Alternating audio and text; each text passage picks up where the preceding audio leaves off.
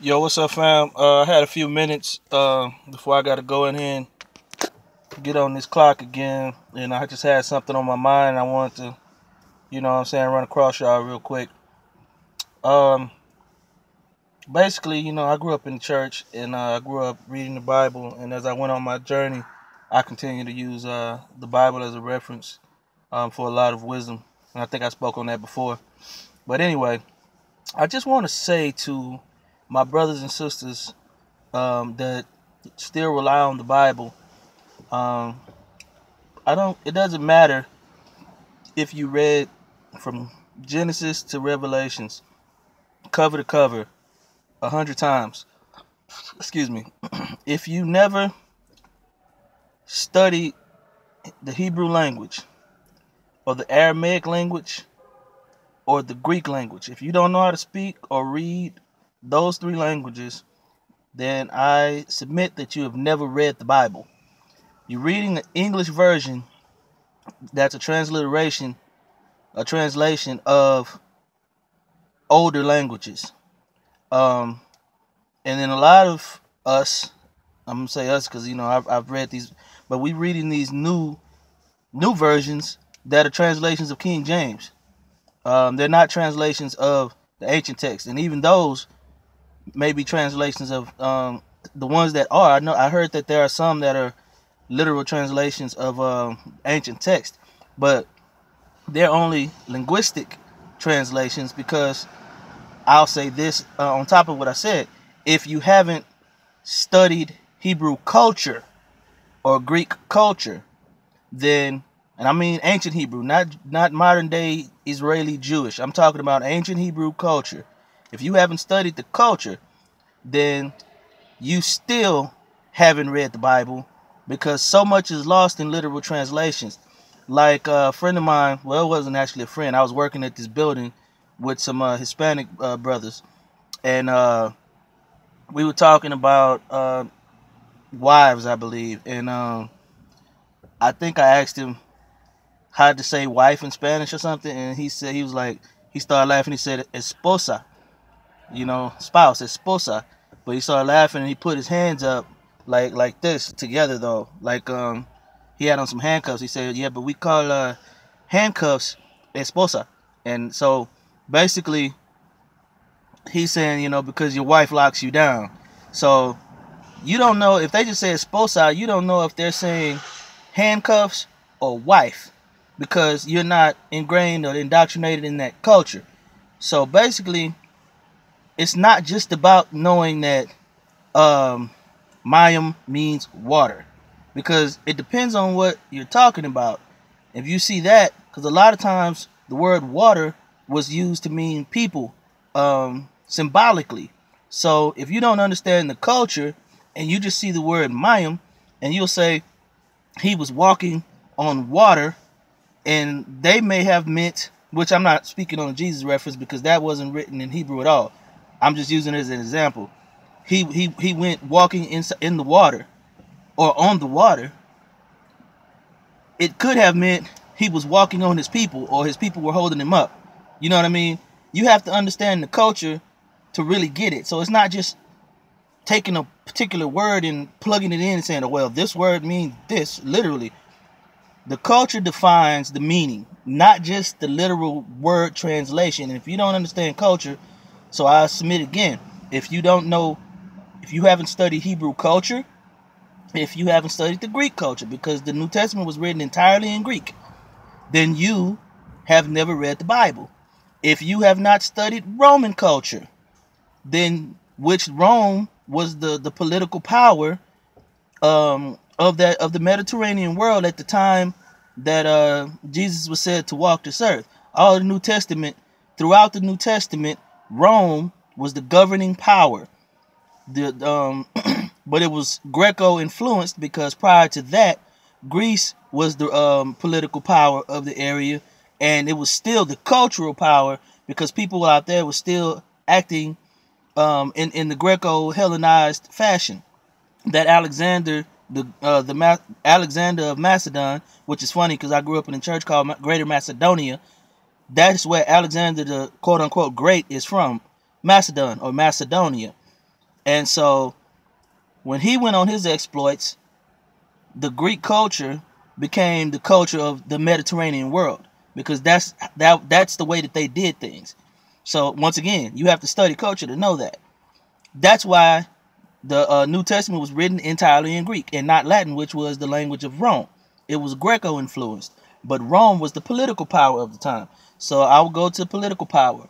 If you haven't studied the political relationship between ancient Israel, which it was the southern kingdom of Judah and Benjamin at the time, because the kingdoms were already split, of Israel and Rome, then you haven't read the Bible, because you don't really know what those interactions mean. If you haven't studied the relationship between ancient Israel and Assyria, you haven't read the Bible, because you don't know what those you don't know what that cultural relationship, the political and cultural relationship meant, that the northern 10 tribes were scattered after the Assyrian conquest. If you haven't studied the culture of Babylon and the political relationship between Babylon and Israel, you haven't read the Bible. If you haven't studied Persia, the ancient Persia, and their relationship, their political relationship with Israel, you haven't read the Bible. If you haven't studied ancient Egypt, or Kim at the time, and the political and the spiritual relationship between Egypt and what became Israel, because there was no Israel at the time, it became Israel much later, then you don't understand the spiritual connotations of ancient Israel, which are now the spiritual connotations of most Christians in this world. If you don't understand that, if you haven't studied, I don't want to like insult anybody's intelligence, so I don't want to say understand. If you haven't studied ancient Egypt and its relationship with what became Israel, then you have not read the Bible. If you haven't studied ancient Nubia, or Cush, which is called in the Bible Cushim, the black people is what the ancient Hebrews called them, the Ethiopians, the ancient Ethiopians, not modern day Ethiopians, but the Sudanese of today, which was ancient Ethiopia, or southern or upper Egypt, if you will. If you haven't studied the relationship, the whole Nile Valley, let's say that, if you haven't studied the relationship between Nubia and Egypt, or Cush and Kemet, then you don't understand how the entire spiritual realm was formed that most of us speak today, and how that was passed on to the people that became the Israelites, and started writing these documents that eventually became the Old Testament. I say it again. If you haven't done all of these things, and I'm sure I missed something, it was some other I want to say, but that's okay.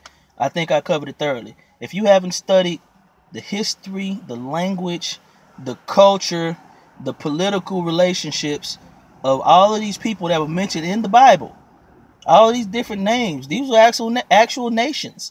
Ethiopia is the first country mentioned in the Bible. As soon as you open the Bible up and start reading it, it says the name Ethiopia in the early chapter 1 of I don't remember the verse. I don't have my Bible in front of me, but Ethiopia is the first country mentioned. And if you haven't studied all of these different countries that was mentioned in there, you know what I mean, in the relationship of the ancient times, then you really don't know what you're reading. If you don't know the language and the culture of these people that spoke these languages, you don't know what you're reading. And once again, I'm not here to insult anyone's intelligence. I'm just issuing a challenge to all you brothers and sisters, all my brothers and sisters.